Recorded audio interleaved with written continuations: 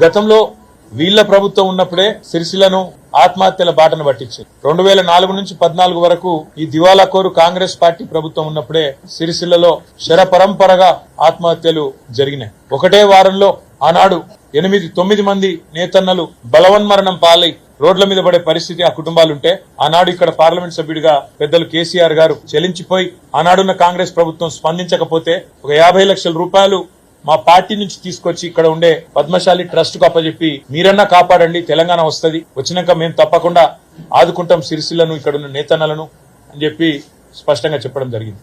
ఆనాడు పెద్దలు కేసీఆర్ గారు ఇచ్చిన ట్రస్ట్ ద్వారా ఇచ్చిన 50 లక్షల రూపాయల ద్వారా ఇక్కడ పెద్దలు వంగరి నరసయ్య గారు గాని ఇతర పెద్దలు గాని ఒక 2000 కుటుంబాలకు సూక్ష్మ రుణాలు ఇచ్చి వడ్డీ లేకుండా ఎంతో కొంత ఆదుకునే ప్రయత్నం చేసినాం.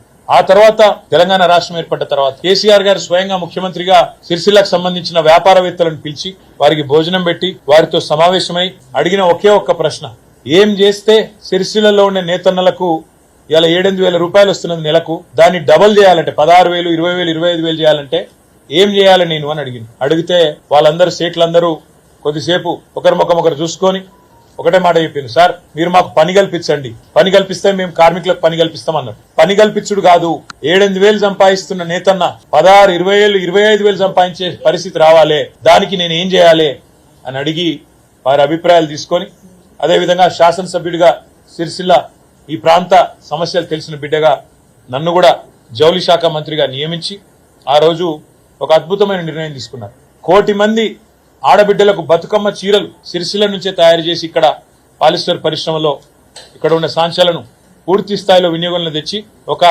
సంవత్సరానికి 7-8 నెలలు ఏ డోకా లేకుండా వారికి పూర్తిగా ఉపాధి కల్పించాలన్న ఉద్దేశంతో వేలాది మంది కార్మికులకు కడుపు నింపిన మహానుభావుడు కేసీఆర్ గారు.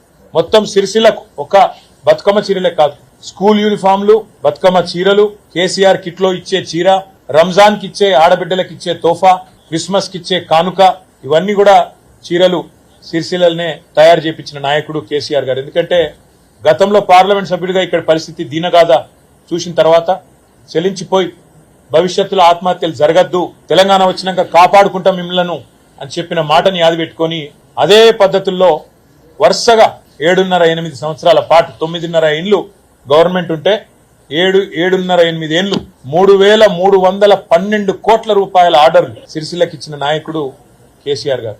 దానివల్ల ఏం జరిగిందంటే సిరిసిల్లలో ఆత్మహత్యలు బంద్ అయినాయి, సంక్షోభం అయిపోతున్నది, ఇక ఇప్పుడే మనం ముందుకు పోవచ్చు అనే పరిస్థితి సిరిసిల్లలో వస్తా ఉండే. ఆధునీకరణ వైపు, మగ్గాల ఆధునీకరణ వైపు, కాటన్ పరిశ్రమను కూడా ఆదుకోవాలి భవిష్యత్తులో అనే ఆలోచనలు చేస్తూ సిరిసిల్లను మరొక తిరుపూర్ చేయాలన్న ఆలోచనతో ఇక్కడికి వెళ్లి ఇక్కడ పద్మశాలి సోదరుల ఆధ్వర్యంలో చైర్మన్ గారు, మా నాటి కార్పొరేషన్ చైర్మన్ ప్రవీణ్ గారు, మున్సిపల్ చైర్మన్ జిందం కళా చక్రపాణి గారు, అదేవిధంగా ఇక్కడ వస్త్ర వ్యాపార పరిశ్రమకు సంబంధించిన పెద్దలను కూడా నేను స్వయంగా 2-3 బస్సుల్లో తమిళనాడుకు తిరుపూర్ కూడా పంపించిన, కోయంబత్తూరుకు పంపించిన. ఎందుకంటే మరొక తిరుపూర్ మాదిరిగా మన సిరిసిల్లను తీర్చిదిద్దాలన్న ఉద్దేశంతో ఇవన్నీ జరిగి ఇంత పెద్ద ఎత్తున ఆర్డర్లు వచ్చి సిరిసిల్లలో ఆత్మహత్యలు బంద్ అయి, జీతాలు డబల్ అయి, కార్మికులై 8,000 సంపాదించే 20,000 సంపాదించే కాడికి ఎదిగి కొద్దిగా ఇప్పుడిప్పుడే ముఖం తెలివికి వస్తున్న ఈ సమయంలో దురదృష్టవశాత్తు మా ప్రభుత్వం పోయి మళ్ళీ దిక్కుమాలిన కాంగ్రెస్ ప్రభుత్వం వచ్చింది. దిక్కుమాలిన కాంగ్రెస్ అని ఎందుకంటున్నా అంటే వాళ్ళు చేస్తున్న పనులు అట్లా ఉన్నాయి. బుర్ర లేదు, నా మీద కోపం, మా పార్టీ మీద కోపం, నన్ను ఇక్కడ నుంచి ప్రజలు 5 సార్లు ఎమ్మెల్యేగా గెలిపించారనే కోపం, ఇక్కడ ఉండే కాంగ్రెస్ అభ్యర్థులను తిరస్కరిస్తున్నారనే కోపం, దాంతోని ఆ కక్ష ఇవాళ ప్రజల మీద, మా నేతన్నల మీద పగబట్టినట్టే తీర్చుకుంటా ఉన్నారు. మొత్తం బతుకమ్మ చీరల ఆర్డర్లు బంద్ చేసింది, డైలాగులు కొట్టిరు. కాకపోతే బతుకమ్మ చీరలు ఏదో కుంభకోణం అయింది, లంబకోణం అయింది, ఏమో అయిపోయింది, పరిశోధిస్తామన్నారు. పరిశోధించండి, శాసనసభ వేదికగా చెప్పిన చేయండి, మీరు ఏ ఎంక్వైరీ కావాలనుకుంటే ఆ ఎంక్వైరీ చేయండి, మాకేం అభ్యంతరం ఏం చెప్పిన. ఏదో సూరత్కి వెళ్ళి తెస్తున్నారు అని ముఖ్యమంత్రి ఏదో సన్నాయి నొక్కులు నొక్కబోతే కూడా అసెంబ్లీలో చెప్పిన. నేను సూరత్కి వెళ్ళి మొదటి సంవత్సరం ఆర్డర్ లేట్ అయితే కొంత తెచ్చినాము, ఆ రోజున్న డైరెక్టరే ఈ రోజు మీ సెక్రటరీ, చెక్ చేసుకో అని చెప్పిన. కావాలంటే ఏం ఎంక్వైరీ చేసుకుంటావో చేసుకో అని కూడా చెప్పిన. ఇంట్లో కుంభకోణం లేదు, లంబకోణం లేదు, నువ్వు పిచ్చోను అని చెప్పిన. నిజంగానే పిచ్చోడు, ఎందుకంటే ఆయనకు తెలియదు అన్న విషయం కూడా తెలియదు, చెప్తే వినడు.